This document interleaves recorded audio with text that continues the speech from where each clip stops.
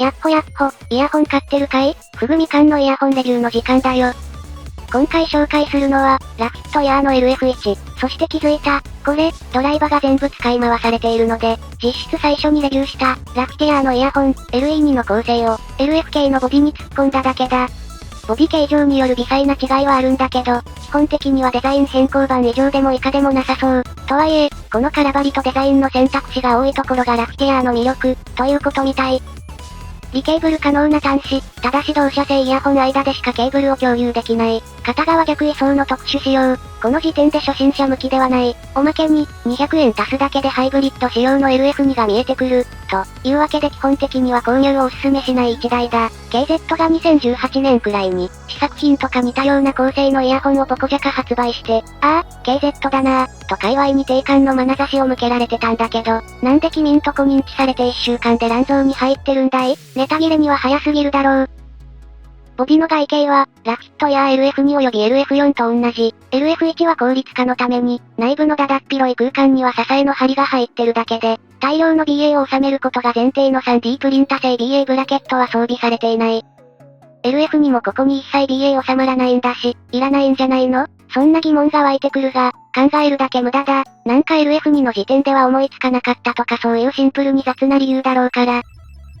型番や仕様で混乱する感じだけど、ラフィットイヤーは本当にざっくり分けると、3つの系統のイヤホンに分けられる。この LF1 が属する、DLC ベリリウムコンポジットとかいう3臭さ満点の 10mm ドライバーを採用するモデルと、それから、より安価な 11mm の20磁気回路を搭載しない、よりオーソドックスなモデル。外形からは判断できないけど、多分 TRNBTE や KZEDC などが採用している、よりシンプルで低価格なドライバーを搭載したモデルだ。デュアルマグネティックの表記があるか否か。で、このドライバ類は見分けることができる。スマートにラフィットイヤーを買い揃えたいなら、20磁気ダイナミックドライバと 3BA の4ドライバ機、LF4、20磁気ダイナミックドライバと 1BA の2ドライバ機、LF2、そして、豊富な水増しが行われてる。20磁気1ダイナミックドライバの LF1、LE1、LE2、さらには先日紹介した LD さんもこのグループに入る。そりゃこんだけ同じ内容のイヤホン触ってりゃ感想も尽きるわ。おまけに型番の頭のアルファベットが同じやつはフェイスプレート以外同じだぞ。それから、まだレビューしてない、低価格ラインの LD2 と、LD1 の2種類については、低価格モデルの、非20磁気回路の1ダイナミックドライバ機だ。全部買って確かめても、看板だけ違って中身は同じ店状態の、宅配専門店の飯屋以下の状況なので、今出てるラフィットイヤーを揃えたいなら、LE1、LF2、LF4 と、LD の1紙を買い揃えれば、全バリエーションが揃う。ってわけ。で、今回紹介する LF1 はというと、この LF1、マルチドライバ前提の、やたらでかいボディに、1台のダイナミックドライバが収まってる仕様。10mm はかなり大きなドライバなんだけど、それでも小さく感じるくらいに中が広い。で、音は他の類似機と変わらない。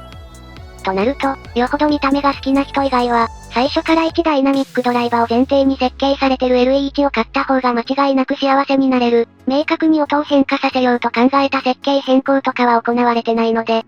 僕以外は全部会話しなくていいと思うんだ。しかも怪しさ100万点のラフィットイヤーだしな。といったところで今回はここまで。